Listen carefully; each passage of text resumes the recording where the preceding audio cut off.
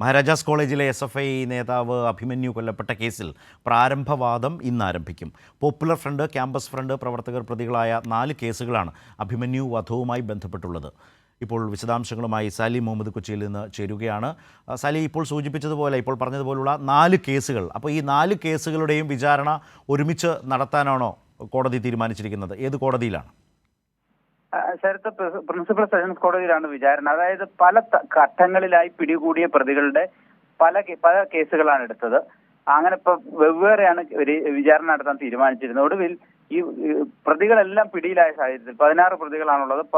പ്രതികളെല്ലാം പിടിയിലായ സാഹചര്യത്തിൽ അതെല്ലാം കൂടെ ഒരുമിച്ച് വിചാരണ നടത്താം എന്ന് സെഷൻസ് കോടതി തീരുമാനിക്കുകയായിരുന്നു. അങ്ങനെയാണ് 16 പേർ, അതെല്ലാവരും ഈ പോപ്പുലർ ഫ്രണ്ട്, ക്യാമ്പസ് ഫ്രണ്ട് പ്രവർത്തകരാണ്. നമുക്കൊക്കെ അറിയുന്നതാണ്, 2018 ജൂലൈ 2 പുലർച്ചെയാണ് ഈ പോപ്പുലർ ഫ്രണ്ട് പ്രവർത്തകർ അഭിമന്യുവിനെ കാമ്പസിൽ കയറി കുത്തിക്കൊലപ്പെടുത്തിയത്.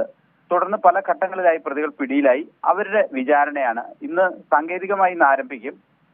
അതായത് ഇന്ന് പ്രാരംഭവാദം എന്ന് വേണമെങ്കിൽ പറയാം. കാരണം ഈ പ്രതികൾക്കെതിരെ കുറ്റപത്രം അനുസരിച്ച് ചുമത്തിയ കുറ്റങ്ങളിന്മേലുള്ള വാദം അത് പ്രോസിക്യൂഷനും പ്രതിഭാഗം അഭിഭാഷകരും കോടതിയെ അറിയിക്കും.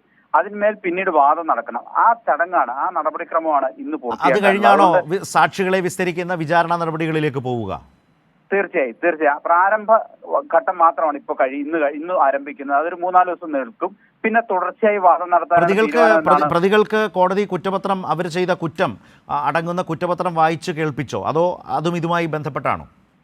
അല്ല, കുറ്റപത്രം വായിച്ചു കേൾപ്പിക്കുന്ന നടപടിക്രമങ്ങളെല്ലാം പൂർത്തിയാക്കി. അതിനുശേഷം വിചാരണയിലേക്ക് കടക്കുന്നതിന്റെ ഭാഗമായി എന്തൊക്കെ വാദങ്ങളാണ് പ്രോസിക്യൂഷന് പറയാനുള്ളത്, എന്തൊക്കെ വാദങ്ങളാണ് പ്രതിഭാഗത്തിന് പറയാനുള്ളത് എന്ന് കോടതിയിൽ അറിയിക്കുകയും അതിന്റെ പ്രാരംഭ നടപടികൾ ആരംഭിക്കുകയും ചെയ്യും. അപ്പൊ പ്രതികളെല്ലാം ഹാജരാകണമെന്ന്, ഈ 16 പ്രതികളും ഹാജരാകണം.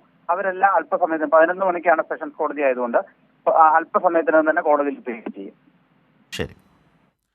സാലി മുഹമ്മദാണ് കൊച്ചിയിൽ നിന്ന് ഈ കാര്യങ്ങൾ വളരെ വിശദമായി തന്നെ, ആ കോടതി നടപടിക്രമങ്ങൾ എന്തൊക്കെയാണ് ഇന്നു മുതൽ അങ്ങോട്ട് സംഭവിക്കാൻ പോകുന്നത്. അഭിമന്യു കേസിൽ 4 കേസുകൾ, ആ കേസുകളുമായി ബന്ധപ്പെട്ട് പ്രതികൾക്ക് കുറ്റപത്രം കോടതി നേരത്തെ തന്നെ വായിച്ചു കേൾപ്പിച്ചിരുന്നു. അതിൻ്റെ തുടർച്ചയിൽ ഈ കുറ്റകൃത്യങ്ങളുമായി ബന്ധപ്പെട്ട പ്രാഥമിക വാദം, ആ വാദത്തിന് ശേഷം വിചാരണാ നടപടികളിലേക്ക്, സാക്ഷികളെ വിസ്തരിക്കുന്നതും മറ്റുമായി ബന്ധപ്പെട്ട വിചാരണാ നടപടികളിലേക്ക് ഒക്കെ കോടതി പോവുകയും ചെയ്യും.